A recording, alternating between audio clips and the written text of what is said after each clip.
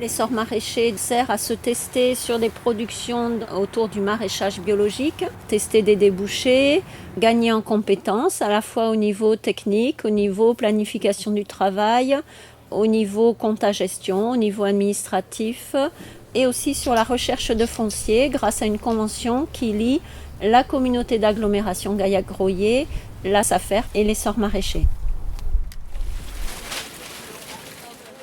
Sur le territoire, on avait identifié qu'il y avait un manque de production maraîchère. Ça se manifestait principalement sur les marchés. En plus, si on voulait amener des produits de qualité bien tracés dans les cantines ou dans les maisons de retraite, il fallait qu'on développe la production sur les territoires. Donc c'est de là qu'est née l'idée de favoriser l'installation de maraîchers sur le territoire et en plus dans une filière bio qui est par définition la filière quand même la plus complexe techniquement à mettre en place et à réussir.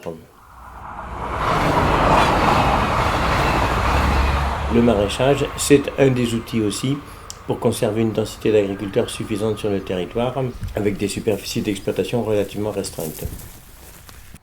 Sur ce lieu test permanent, on a 4 unités de production. Ce qu'on appelle une unité de production, c'est la surface nécessaire à une personne ou 1,5 environ. Donc ça représente 2 tunnels froids, donc environ 900 m² de tunnel et 1 hectare de plein champ.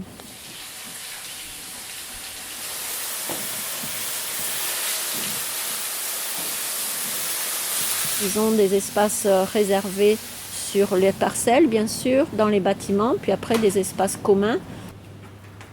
On a du matériel pour le travail du sol, entre autres, des choses assez récentes. Et dernièrement, on a un couple qui est arrivé avec une jument et du matériel de travail du sol adapté à la traction animale. Donc bien sûr, voilà, ça fait partie des options que l'on peut tester à l'essor maraîcher.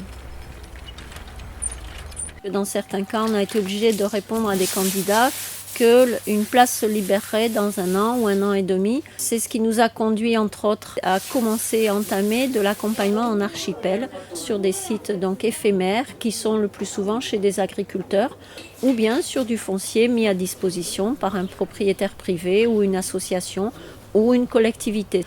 Et on pense tout particulièrement aux paysans boulangers qui auraient besoin, eux, par exemple, de quelques hectares pour cultiver du blé et pouvoir commencer de la panification.